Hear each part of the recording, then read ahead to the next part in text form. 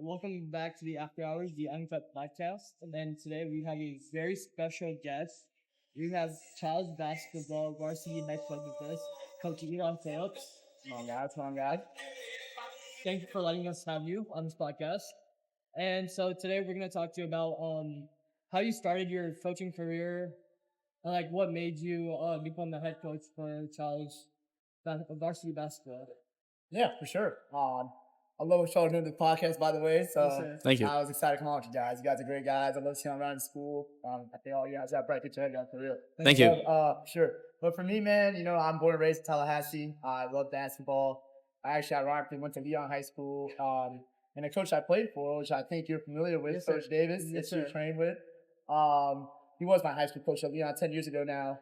And when I got to college, I wanted to get into coaching. I love basketball. Still love basketball, obviously. And he ended up transferring from Leon to Childs to be Child's head coach.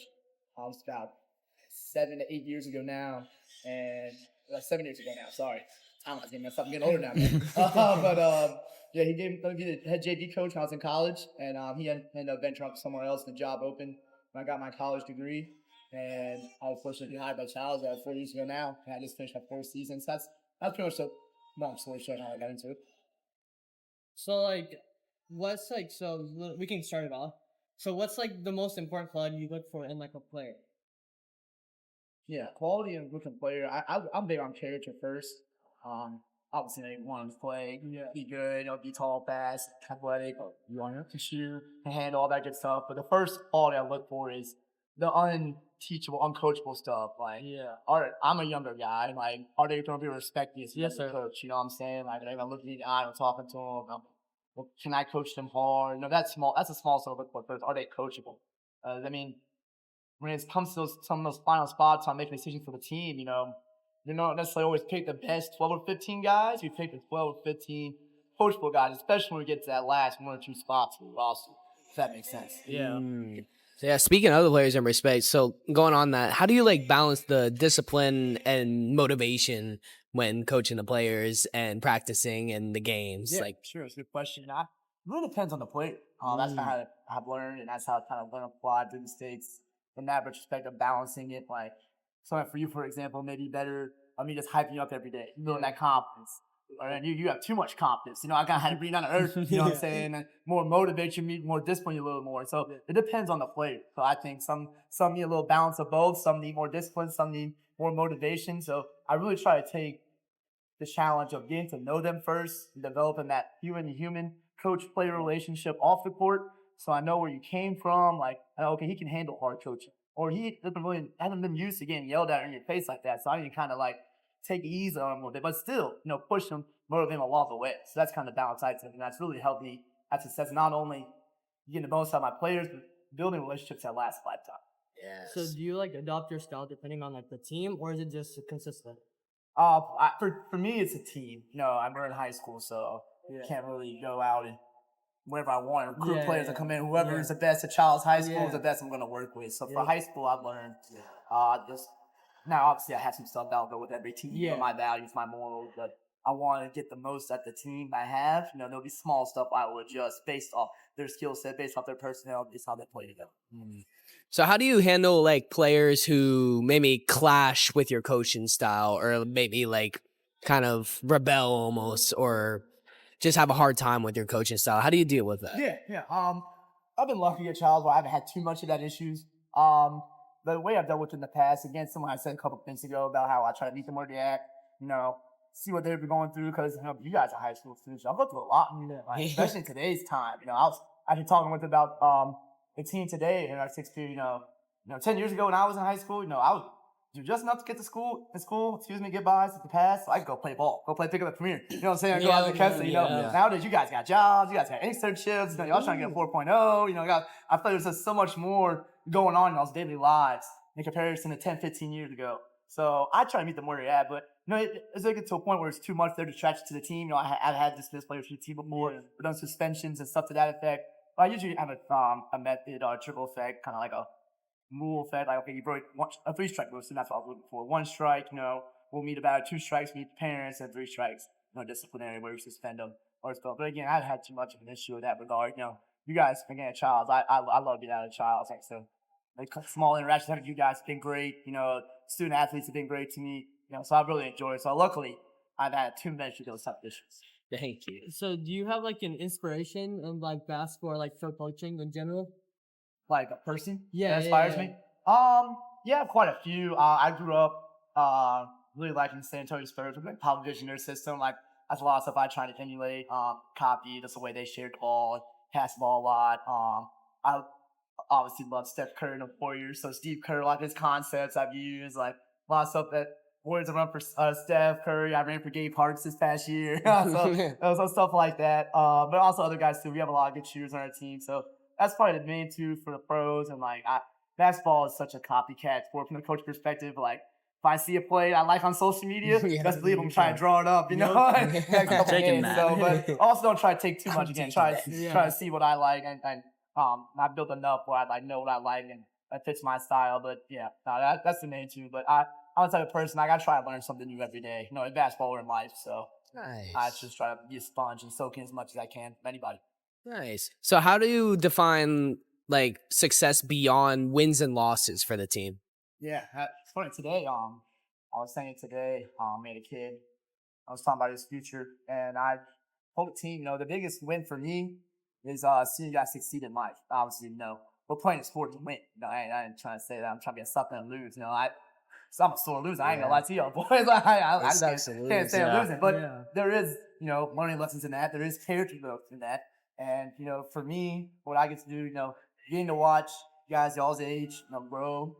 Now that I've been long enough, grow into collegiate athletes. So grow into guys who are successful in college. And I'm starting to graduate college, starting families, starting careers. That's the biggest win for me. It's not this looking back on coach and saying, yeah, he helped me gain my skills in basketball, helped me get better. But I want guys to look back on me and want to call me if they need like advice or something. Or if they're down, like, and there's any way I can help them, they just want to talk. Or even the opposite. They did something really successful. Got a big job, or they're about to get married, or they're about to get that college degree, or they got that offer. I want to be the first one. One of the first ones that they call. That's more the biggest win for me is that I knew I helped them in any aspect.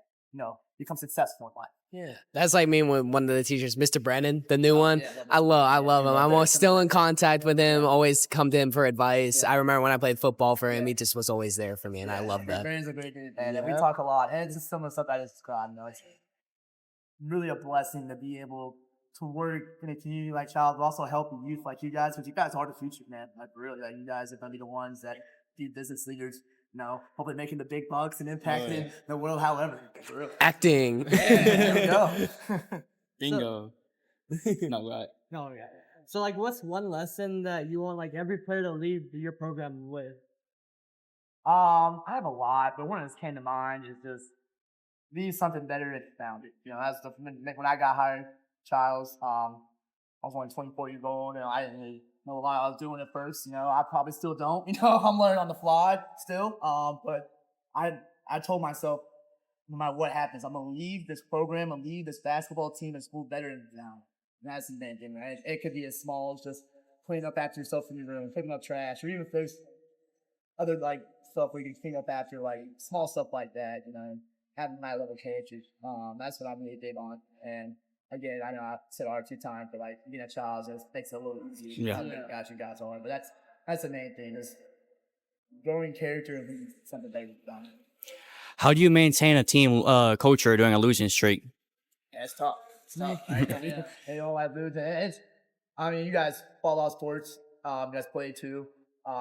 Once you lose one or two in a row, it's almost like it gets ingrained in your mind that you can't win. Almost you forget what it feels like to win. Yeah. When you do win, you're like, oh man, I forgot what it felt like to win. Right? When you're in that, it's tough. But it's really staying solid mentally and leaning back on the culture values they have. Like I really emphasize us being together, my family. And we had some losing streaks this past season, and there were some tough ones. And the main things I would emphasize is us staying together. Well, it's easy, if you lost 4 games in a row in anything, in basketball and Fortnite or whatever, it's like, man, you ain't getting enough kills. Or like, you didn't pass me the ball. But in reality, it always starts with yourself. And I'm the type of person, like, I could feel like I coached a perfect game. Or even if I feel like I played a perfect game. I always know there's something I could have done better because we lost. You know what I'm saying? Like, that's a goal to win. So that's the kind of stuff I emphasize is not to point fingers and to stay together. Like, eventually, it's going to turn around. And you don't want don't want by the time I turn around, it'd be too late because you've already pointed so many fingers and so against each other. Even when you do get a win, it's kind of like whatever. Yeah. When you get that win, the right culture, right mindset, I can now turn 1 win into 2, into 3, etc. So like, how do you like decide who plays in like clutch moments and like games? Yeah, so a lot of that's deciding, I since it just ended, that doesn't happen. A lot of deciding right now. For my opinion, like you cannot trust right now who the work they're putting in. Who's putting the extra work in away from them, who's putting the extra work in off the court when we're not working out for 1 hour to do a day, when it's coming in the summer and the fall, who's putting in the right amount of work, who's producing. Obviously, you're going to trust your best players with the ball. But that's where it starts right now.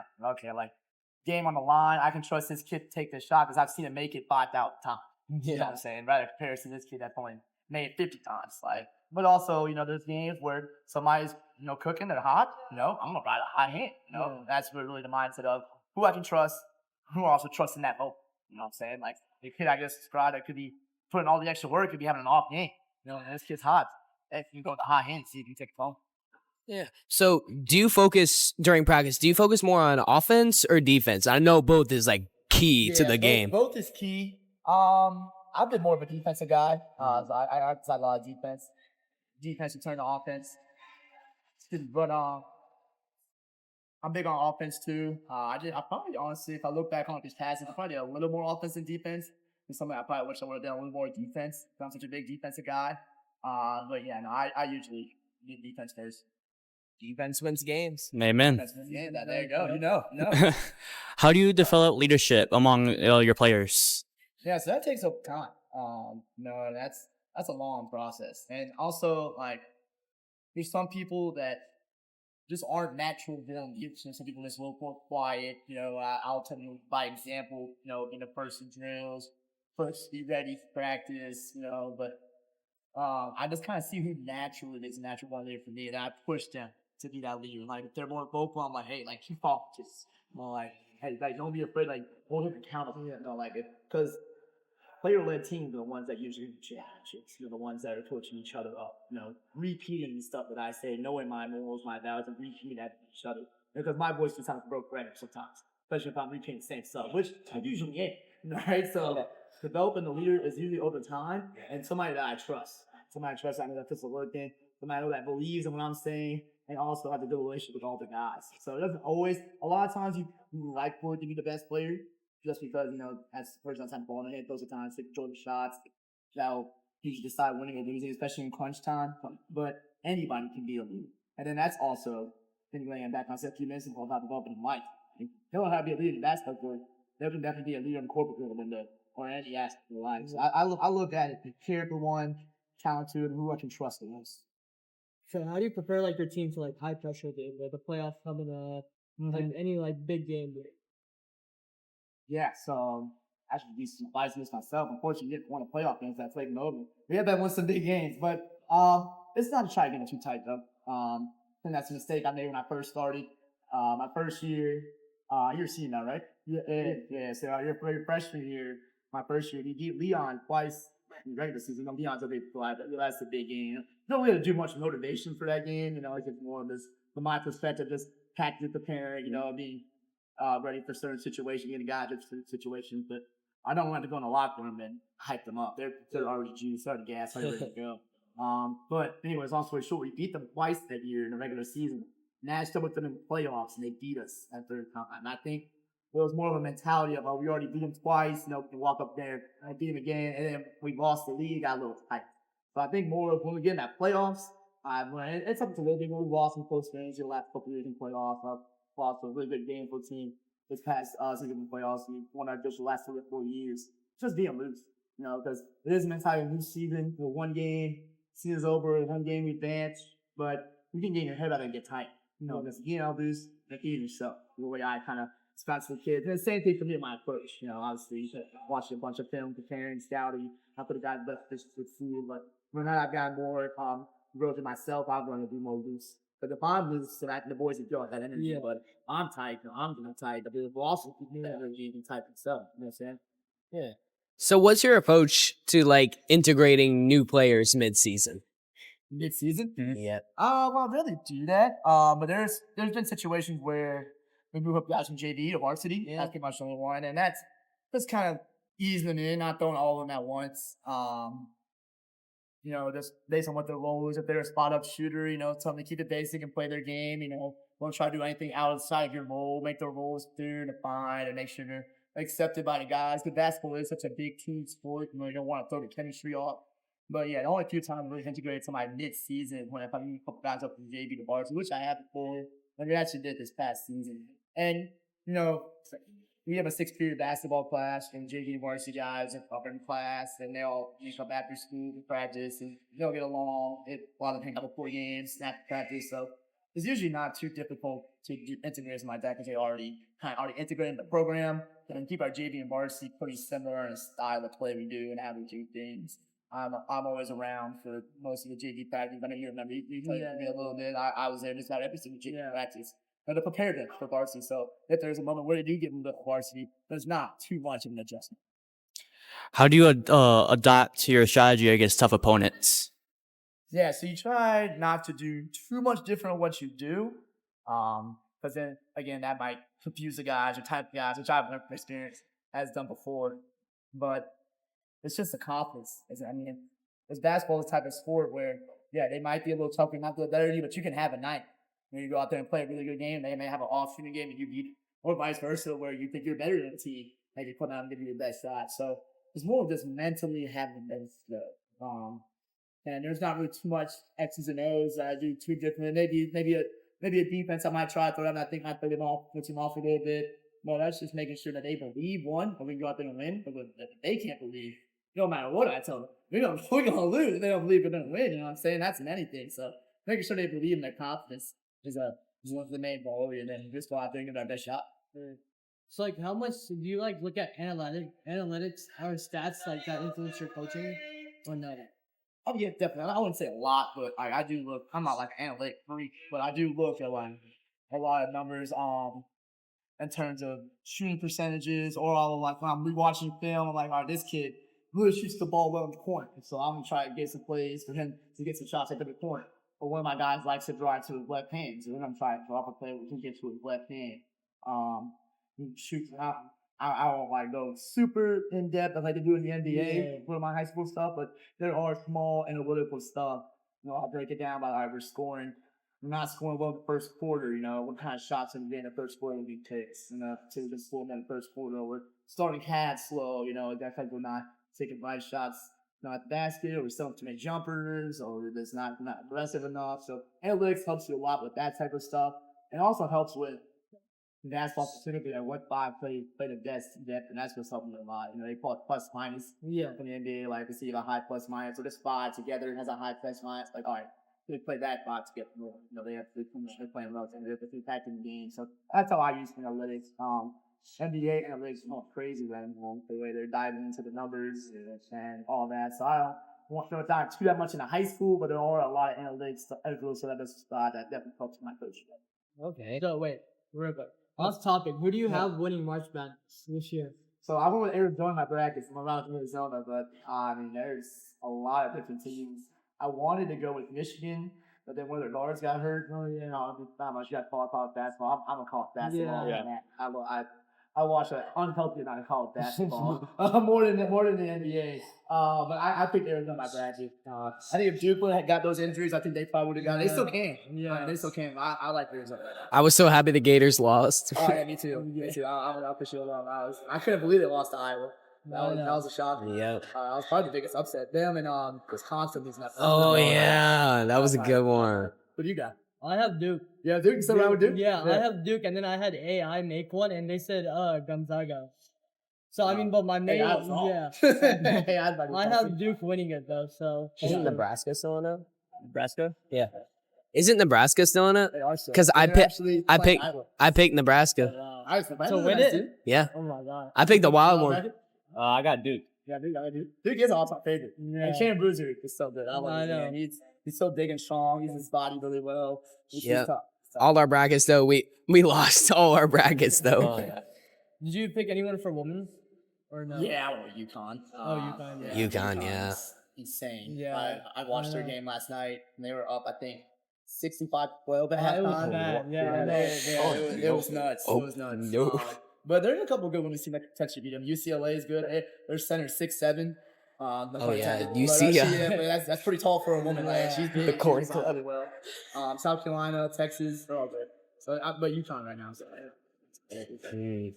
What about? Oh, go ahead. No, now you go. Okay. What about the finals? NBA finals. Ooh, yeah. Miami Heat. They came to jump 83. You can do it. You can do it again. Well, they probably play the Wizards. They probably won't do the Wizards. Yeah. I would say right now, with Jason Tatum back, I would say the Celtics out the East. Yeah, I want to say the Spurs, man. Wendy. How do you keep practice engaging and but productive? Yeah, so that can be a big challenge, especially once you get mid-season. Guys are beat up. You don't want to practice too hard sometimes, or you might get injured before a game. But you also don't want to compete and practice and get better at all. So I try to mix in some fun activities. This past season, actually, when I played the pickleball, we played some pickleball one time. We'll do like some dodgeball. I'll just give us a day off sometimes to keep them engaged. We'll have some film sessions. And then it's like, all right, get some stuff to take the mind off a little bit. Now let's get to it and let's go hard. So you just have that fun. I find some creative ways just to keep everybody engaged and locked in, because basketball season is a grind. At all levels. That day plays 82, college plays 30, and high school just plays 25. But it is tough. We start the season right before Thanksgiving break. You got Thanksgiving break. You come back, so you kind of have to play out the Thanksgiving rust. And right before you're in Christmas break. And then say the play come back to Thanksgiving rust, and right after that, you're in the playoffs. So it is a challenge of keeping everybody engaged, but it's one of the small creative things to keep everybody together, happy, healthy, so they can go hard and have the team get better. So what's like the biggest mistake you think as a head coach, like young athletes make them like develop? Oh, that's a good question. Consistency for sure. Basketball tough sport. If you go 3 or 4 days just that without touching the basketball, you shoot that first shot, it's like getting shot in must. Yeah, you know what I'm saying? Like, for us, it's a real thing happens quick. So that consistency is a huge thing. Some guys, a lot of kids like to flex, they've been in the gym for 3 or 4 hours. But in all reality, if you put in 1 good hour a day and stack those days, that is really get the deal done. Wow, so you can put in 3 or 4 good hours, if you got the stamina, capability, and time to do it. But maximizing your time, being consistent, I think for a lot of athletes, young athletes get caught up in it. They should post their workouts on social, and they get hyped up by their boys, and they really develop. Wish they were cooking, but if they're not putting that consistent work, then that's what we won't consider development. Okay. So, how do you handle conflicts between players if you've ever experienced that? Yeah, sure. I mean, it happens. As a coach, myself, we want conflict, but if there's not ever any conflict, then you're probably not going hard enough. It's bad for team sports. But again, one of those things I've said a few other questions, depending on the situation, right? There's one thing where I think, all right, they got into it, we dap it up and talk about it, it's over. But if it's personal, or I feel like it's hanging over, lingering a little bit off the court, that's when I bring them in, which I had done before. Like, let's talk this out, hash this out, and move on. Because sometimes, there's just a little fat talking, or they get a little scuffle, or it gets a little chippy on the court. That's just basketball. That's again, it's the type of sport that it's supposed to happen. Sometimes it gets that intense. You want it that bad. You want to win. You want to be the best you can be, and you're going at somebody that wants the same exact things. So I usually just kind of scope it out and say, is it just basketball, or is this look a little personal? And sometimes I may have to, take them off the fence and, hey, let's hash this out. But when that happens in the moment, obviously, end it there. Put a tourniquet there, plug it there. Then if I think it's too much, we'll talk about it after, or so move on, keep working. How important is mental toughness compared to skill? Are you comparing mental toughness and skills? That's a question. Okay. They definitely go hand in hand. I mean, like I said at the beginning when you asked me about evaluating players, you have to have that mental toughness. And mental toughness, a lot of it comes to just handling your own mistakes, bouncing back from your own mistakes, handling hard coaching, also handling if you got subbed out of the game or if you're also starting spot. So I would say I would probably value that just a little more than skill. It's also you got that skill. You got to be able to make shots, got to be able to defend, make the right plays, be a good athlete, all that good stuff. But if you have the skill and you're not mentally tough, you're not going to last. But if it's backwards where you're mentally tough and not have the skill, you can be mentally tough and at least develop enough skill to be on the court and impact winning. So I would definitely say mental toughness. That's the slide into the skill.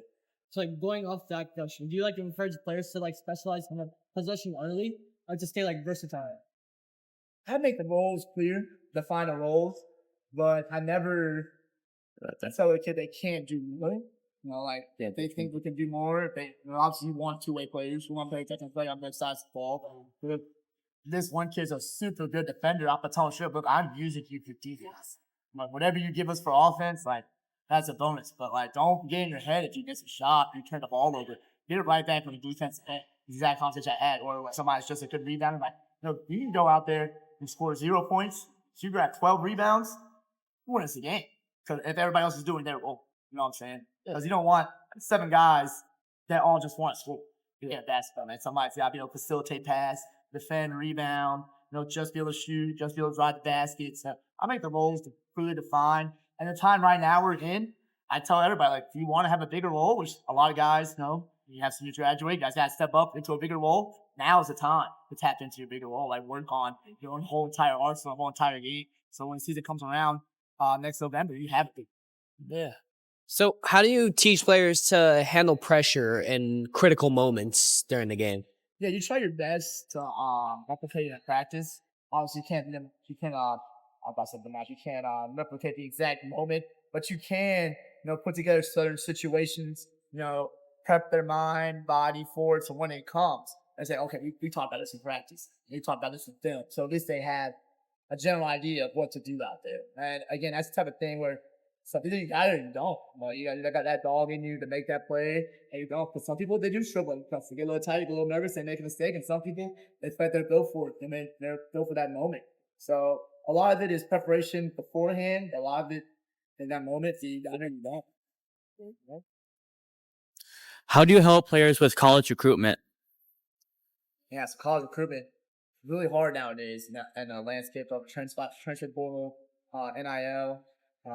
It's really hard for high school athletes, and specifically in basketball, right now, to get that full ride scholarship just because the schools are taking 22, 23, 24-year-olds that already have so much experience in college with mature bodies that play at schools. So it's really tough. But when I know a kid wants to play in college, I really emphasize social media. Put your name out there. Make that Twitter account, make that Instagram account, post your highlights, on coaches, college basketball coaches specifically, and college football coaches are really active on X. I feel like that's what college is, but X. So I find a lot of it through there. When we play in the off season, we play a lot of tournaments in the summer.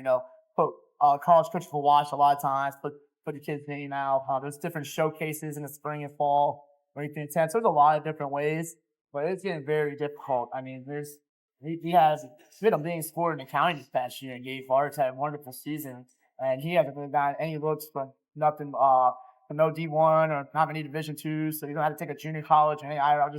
That's nothing wrong with that. But again, I'm talking past, but that was 10 years ago. If you put Gabe Parts in high school basketball 10 years ago, you'd have to probably go Division I. Oh, yeah. Below Division I or high Division II. So that's just how tough it's got it. It's like he's using that as an example. And that's for all the kids in Tallahassee right now. No kid in Tallahassee basketball, high school basketball right now has to offer higher than a junior college or NAIA, which is a 4-year school right below Division II. So it's getting tough in that retrospect. Hopefully it'll change here soon. They organize the NIL and transfer portal because it's getting so crazy. You watch March Madness, you got guards that say this is the 3rd or 4th school they played at. Like it's nuts. That's nuts. So it's really making it hard for us high school coaches to try to get our kids out there. There's so many schools you reach out to that if you look at their roster, they only had maybe 1 or 2 freshmen on their roster. They got 4 5th-year seniors, which, I mean, it makes sense. 23, 24-year-olds have more mature bodies than 18-year-olds. But, again, I believe my guy's a baller. He can help you right now. But if I continue to put that word out for him, I believe in him. Because I do believe in my guys, and I always believe kids that want to play the next level because I see the work they put in, and they're my guys. So as a high school coach, you got to keep putting the name out there, and also pushing the kid to put the name out there. Because college coaches do like when a high school kid now, today's class, puts their name out there because it shows the responsibility. It shows that they're committed, that really want it. Because they're taking a chance on you. They're choosing you over a 23, 24-year-old. So if you come in, you got to be mature. Right? You got to carry yourself as a grown man. And if you don't, then you're not be able to hang around. Because college athletics is really tough in any sport. It's tough to balance that student athlete like as a collegiate athlete. So, yeah, that's the main thing. It's just being there for them, having their back, reaching out as much as I can, but pushing them. Do you really want it? It's almost like you got to get it on your own. I'll help you. I'll guide you. I'll do the best I can. But if you don't want it, you're not putting yourself out there, it's probably not. So, like, how do you, like, motivate your players where, like, if they're, like, struggling personally or, like, if they're not playing well during, like, a season? How do you, like, motivate them to get better and, like, anything that's just going on in their, like, family or anything like that? Yeah. That can be really hard, because a lot of times when somebody's going through that, they don't really want to talk to anybody about it, which is completely understandable. I mean, you really don't know what any of us have going on a lot of times.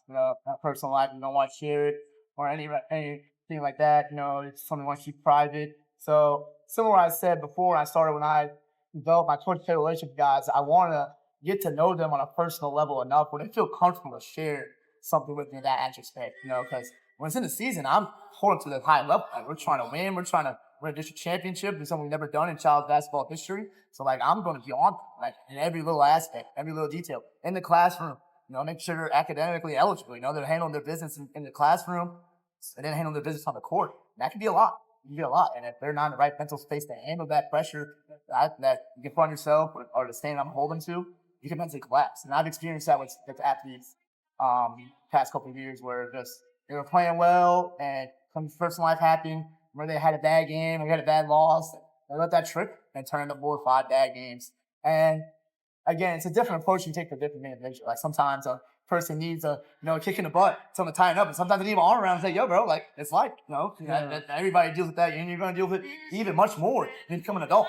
That's kind of how I like to kind of put it in retrospect of like, this is just high school basketball. Like this should be the best moments of your life. Because once you get to college, once you graduate from college, I mean, you're when you're out of high school, you're getting the responsibility. They smack you in the face. Oh, yes. And there's nothing that you could say or do to prepare you for that. It's just like, you see those memes of the adults tossing their baby in the water? Like, you get tossed in that water. And you're either going to, what I'm saying? You're either going to drown or you're going to get up and try to swim. I'll tell you, that tough love that a lot of people gave me in high school definitely prepared me at least a little bit for after high school. And that's what it's all about. Exactly. Because we experienced it, I'm not too much. I'm about 10 years older than you guys, so I experienced it. I'm still experiencing it.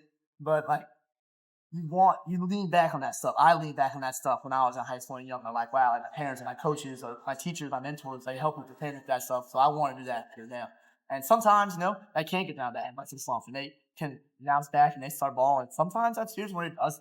But they do end up looking back on like, damn, coach, like, you were right. So I'm actually a little frustrated. So I'm like, I wish you listened to me then. So they snap out and start hooping. But then it's also like, that's just maturity, bro. And that's the main thing. Through that I try to emphasize. It's like, this is a grown thing, And in sports, that's why I love basketball so much. I talk about dealing with losses. You grow from that. And that's in life too. We all make mistakes. We're all gonna lose in life. We're all gonna win in life. But if you don't learn and grow from your losses, it's gonna keep stacking up. Yeah. So I had a question about maybe a scouting player traits selection kind of topic, but so how are there intangible qualities you look for beyond skill beyond a player? Beyond skill, obviously want someone with some height, some size. Yeah. Oh yes. That helps. That's unfortunately something we've been lacking a little bit within child. Not a lot of height, but no, a lot of it's just like talked about earlier, the coachability. But also, call it gamesmanship and savviness in basketball. And it's just a lot of this mental toughness and fortitude. But, some guys, they just have a little bit game. That's why a lot of the old heads love Michael Jordan so much, because he never lost in the finals. Mm-hmm. And you can dictate that whatever you want to, but that man just had a ability game. There's a lot of people in all levels of basketball that all you can say is just a winner. He just makes the little plays. Like, if his team needs to get a stop, he's going to go guard the best player to get a stop. That ball's on the ground, they just find a way to get it. And that's just kind of the gamesmanship savvy that you kind of look for when you're watching. Like, it's just an open gym 5-on-5. Like, we had an open gym today, I'm invested to see who wins. Who's, obviously, you're playing against your boys, but I'd be telling, whoever wins the most, I'm going to trust them to play. I'm going to give them big and bold. I'm not trust them to start, finish games. Once a close game. That's like doubts about winning. You have to work. So just having that mental fortitude and toughness and making that place. How important is attitude and work ethic in your decision? Oh, it's everything for me. I'm a young guy and I got this. solely off, my humility and work ethic, at a young age. So obviously, you have to be good enough to play, but um, I I value that more than anything. Okay. So like, how do you help like players improve like weaknesses without like discouraging them? Yeah, that's that. I think it's a tough one too. But so it's one of those things where you get to accept that it's a weakness. A lot of times, kids that are growing up involved think kind of shy away from their weaknesses because they know it's not good. Like if they don't have a strong left hand, they're not going to do the left hand pound dribbles. They're not going to be super confident going to their left hand. So small stuff like that and emphasizing that like it's okay, champions, but you just have to want to punch have strength. And also the same respect that team is built off of things. Like the kid is a really good shooter, but not a good defender. They're gonna do a lot of defensive drills. And probably make sure guys going at you to try to prove your lateral quickness. Also, look at your best skill. Like we're gonna end our workout for shooting. We should be getting up 200 shots a day. You know, but still emphasizing I'm trying to get better in my evening to get better at my ball and or whatever. So just give them the confidence that hey, like there's a weakness now, they can turn it to a strength. You put the work in. Okay. So, do you value like for the players? Do you value leadership or vocal presence on the court? Vocal presence. It's one of those things. I'm obviously want leadership, but like one of my broken record things I say is to talk and communicate. It's every coach in America and probably across the planet says it to communicate. It's so important in basketball because there's so much going on at once, and it's a sport where you can play both sides of the ball. It's not like football where you're just playing wide receiver and playing safety. Now you gotta play point guard and guard the other team's point guard, and win that matchup. So talking about everything on both sides of the floor is so key, and being connected about it, not just saying random stuff, but like calling out whatever actions going on, calling out the play, being on the same page on both sides of the ball. Like that's a huge thing. That's something that you asked me a few minutes ago about being a tougher team. If you're on the same page and you're connected, that can help you beat a top team. Well, upset, like you've already seen them watch a few times this past couple of weeks. How do you spot potential in younger or less experienced players? Sorry, could you How do you spot potential in younger? potential. Yeah, gotcha. I actually love that. I go to so many middle school games at a time. And again, it's really like at that age, there's small stuff like they have like a nice handle, a nice shot, but it's really their passion, like, and how good of a teammate they are. At that younger age, it's a lot of selfishness. I mean, like it's just they know they're good, so they're going out there and try to drop their, and not really care. Their teammates will win or loss, but it's that passion and that will to win. I look spot and when I'm looking at young potential, obviously there's small stuff like, oh, that kid's gonna be a good shooter, that kid's gonna be good, but I think that kid's gonna be really good because they're just playing passion on the floor. They're trying not just to go off, they're trying to win too. There's a lot of kids now, especially that age, if you give them the option of scoring 30 and lose or scoring 0 and win, there's probably a lot of us say 30, lose. If they did say 0 and win, they probably won. You know what I'm saying? So it's one of those things that, obviously they have that intangibles, small stuff that didn't have to translate at the time, but they have that passion and they're approachable. And that carried me a long way. Because that's their skill. They develop at a higher rate because they have that humility, they have that passion to go to game. So like, have you ever like picked a player who like surprised you like a lot, like during trials or anything like that? Yeah, definitely. I mean, trials is one of the most hardest things, stressful things. I mean, you want to touch on James running trials. I mean, it's tough, because a lot of you guys are playing really well, and it surprises me. But then it's like you look at the list and it's like, dang, this is like hard to choose from, like especially basketball, because you only choose 12 to 15 spots, in comparison to other sports. Football has a 60-man roster, baseball has a 20, 30-man roster, same with the lacrosse, doing soccer. So it's hard. You're not only like you are picking the best players, you're also picking the best players out fit as a team. Because you took the best 12, offensive players, it's like, all right, everybody wants to go get fucking them. You guys don't want to play defense. They don't care about taking their shots. They also are these are the best scorers, shooters. So yeah, I definitely had some surprises in practice. Tryouts. And that's some that made the team and then some that didn't. And I look back and I'm like, dang, I probably should have put that. Looking back on it, it's just so hard. So, what's one trait you think is often overlooked in basketball, but is crucial for success? Oh, that's a good question. I like it. One trait that's crucial and gets overlooked. Um, I'd say right now in today's time, it's the ability to pass the ball. The NBA, college, even shoot a lot of threes, super athletic, which is super fun to watch. Man, I love watching basketball nowadays. But I watched Michigan State the other day beat Louisville, and their point guard had 15 assists. He only shot, I think, 4 for 12 in the field, but he was in complete control of the game because of the ability to pass the ball. So I think that's something that gets a little overlooked. Because if you look at the NBA today, you have some really good passers. When I was growing up, I was watching point guards like Steve Nash, Chris Paul, Rajon Rondo, who were just past first point guards. Today's point guard era, a lot of the point guards in today's NBA, they're scoring guards. But, example, Chris Bergeron and Stephon Castle, as well as he scores the ball, he passes it. But, he sets up Envy, sets up Bob, sets up Harrison Barnes, making them a great chance to make them the finals. So I think that's one I guess overlooked the guards, and the bigs too.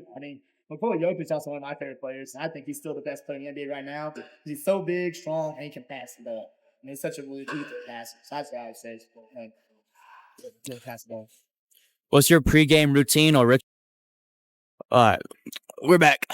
What's your pregame routine or ritual? Pregame routine or ritual. I don't really have a super set one. When we have home games, I actually stay the whole time after school to head set up. Usually get a pregame meal. Usually I try to get a couple buckets in, to shoot around, get a couple threes in, a couple things so much. But yeah, we have a set routine how to set up. That's a personal ritual routine. Nothing super set in stone. If you have an away game, if it's in town, like they're playing like Lincoln, Dobby, or something like that, and I try to do a quick thing I thought you to do. But I'm superstitious, but not like a routine type of way. I kind of like my feet socks. I'm a big sock guy. So that's about it. Nothing too good that's that though. So as folks, I know players do this, but do you have a favorite song that you listen to before the game? I did in the past. Not really anymore. I listen to a lot of gospel Christian music now. Kind of keeps my mind peaceful. I used to jam some Young Boy or Rob to give me hype and juice, but I kind of have enough experience now where I kind of try to keep my mind.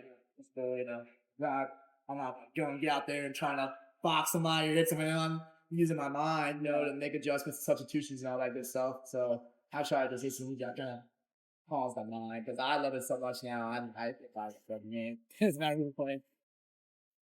What's been your most memorable game as a coach? It's been a few of them. This past year, I'll give a couple for each season.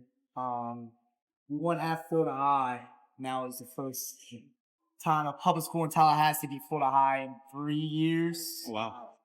Florida High ended up dropping a couple games to other public schools after that. The game that moment was just awesome. Leon game this past year at Childs was crazy. We won at the buzzer in overtime by 3. We're down 3. Made a 3 on Gabe Park that they made a crazy step back through the volleyball line to tie it. And they came down and made a shot to win it. Felt like some March Madness type of moment. It was really surreal. The season before that, we had a crazy game at play where a kid from McClay, we were up 3 in overtime. The kid made a 3 at the buzzer, sent a double overtime, but his foot was on the line.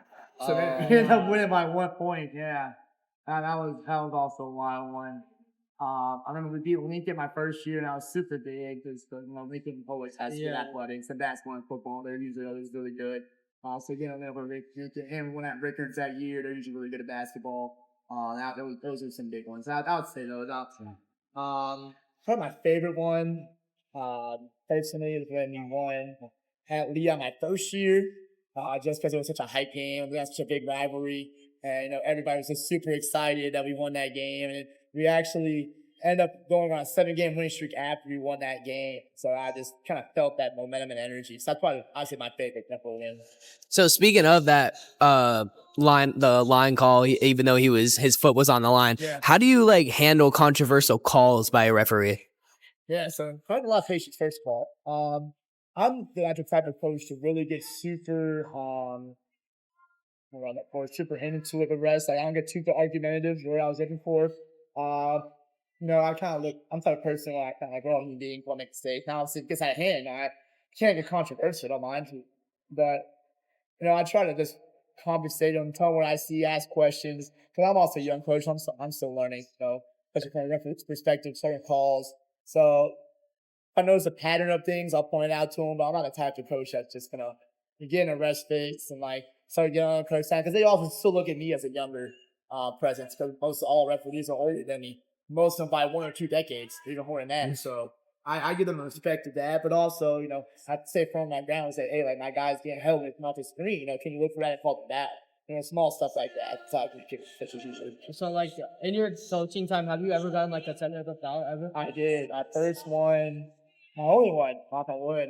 It was 2 seasons ago now. We were playing at Brookwood High School. It was in Thomasville, Georgia. And a ref actually said a smart aleck comment to me.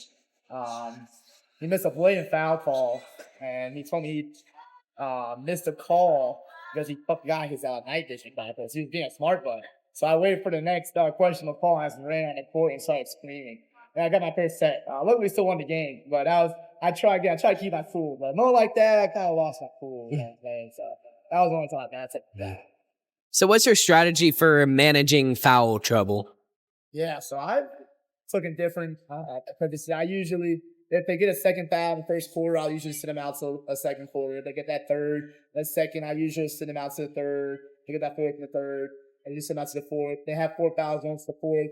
If it's our best player, I usually try to throw them a little earlier if it's tight or if we're struggling about them. But I usually like to wait around to that 3 or 4 minute mark. But there have been moments, where a player's got 2 fouls in the first and they're begging for them to stay on the floor. And then those are like, I trust it. But sometimes, in the moment, I'm like, screw it. Like, I believe in you. I trust you. Not the foul. Let's go rock out. And most of the time, it's went to my favor because a couple times I had. And I know in one instance, a player was lacking confidence. They picked up a third, the second quarter. I could tell they were super frustrated in the regular season game. So they thought they were getting subbed out. And I just left them in there. And that's that. Look on his face, kind of build his confidence up. And that's sometimes there's battles of approach. You don't want to kill players' confidence, but you also want to win the game. You don't want to battle out. So I usually keep the basic foul. There's been instances in the past where I took the risk. So like, how do you like approach like overtime, or like if you have to inbound the ball and there's like barely like 5 seconds left on the clock? How do you like approach that situation? Yeah, so that's a fun situation to do in practice. We practice that a lot. There's a lot of times I do with no timeouts either. Like I want to draw the play. I was saying because you might never know, it might be in that situation. Well, I don't have a timeout, and then you have to go figure it out. So let's try to prepare that situation. But again, like we talked about a little while ago, I look for the player. I mean, there's different steps they can draw, but like in that situation, Nick Saban loves playing football plays for the best.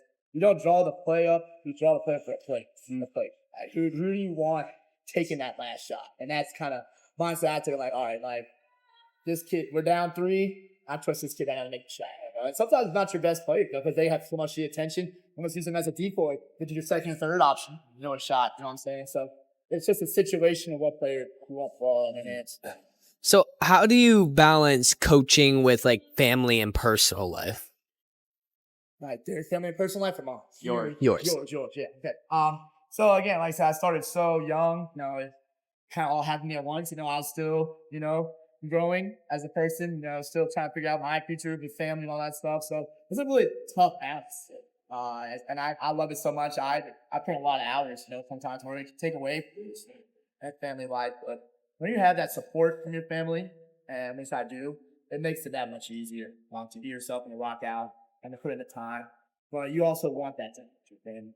I try to set 1 or 2 days out of the week to have family or spend that quality time with them, or go on vacation with them, or make sure I'm checking up on them and my friends. Because I don't want just have this nothing else. It's much about love. And there's been moments where I sit back and like, dang, I haven't checked on my family and friends in like days or weeks. And don't put that much time. So it is a tough balance. But I have gotten better, as I've gotten older with that balance. But I will admit that first 2 seasons, I was struggling with that balance just because I wanted to be successful so bad. I was young. I didn't want to make mistakes. I didn't want to have bad teams. I didn't want to be looked at as like, he doesn't know what he's doing or he can't coach for real. Like I wanted to be successful, and I also wanted to build the kids up. So I was trying to as much as possible. But it's like, dang, for, any of my family, friends, the relationships I've built for years. So having that balance is a tough balance, keep over time, but you kind of get that routine, that schedule day by day of figuring it out. What advice would you give someone considering coaching?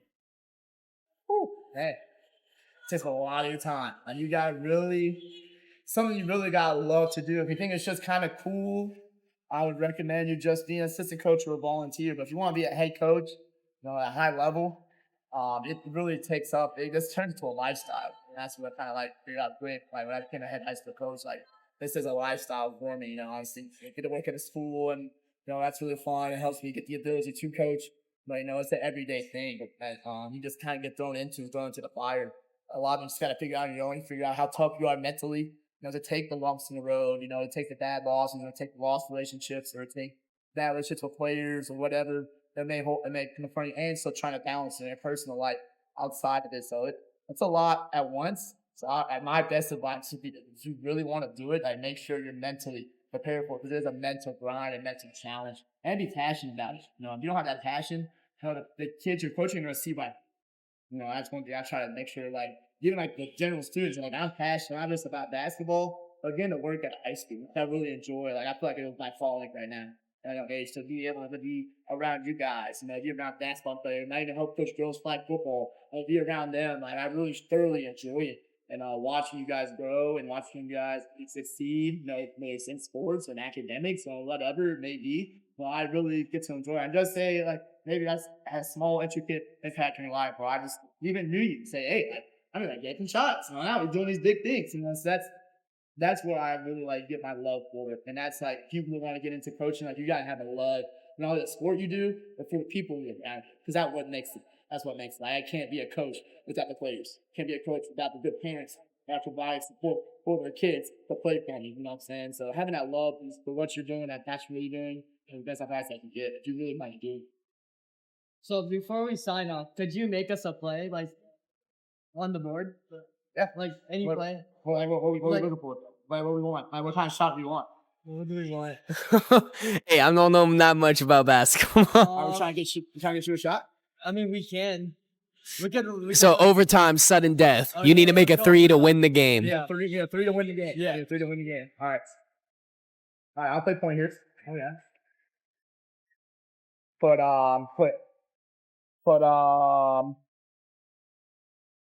Aaron right here. Put Nolan right here. Got James in the corner. Corner. Got right here. All right. So we want one of these two guys to get the shots. All right. So I'm just gonna dribble over to here. And fake you can get a handoff. Yeah, cut all the way through. You guys are gonna set what's called an elevator screen. You gotta set a double screen. As soon as he comes by, you're gonna close the elevator and look for you for a shot. All right. If you don't got the shot, well, then you did that screen for James. Oh, that's all right. That's open. That's a great play. That's still not open. Nobody's still open. We're going to the backup plan. I'm gonna be over here. You're gonna cut through. I'm asking for a screen for Aaron. That's a shot. One of us can at least get a shot out. Yeah. That's what I'll go. Come on, spot it. Great way to end up with. But you're gonna get that shot from the elevator. You're gonna knock it down. Top of the key. Hey, either me or James. Yeah. But I hope in the next however long you coach for a child basketball or any other school, I hope that you win a championship. As a head coach officer. Right. And all of us we wish you nothing but the best in your head coach career.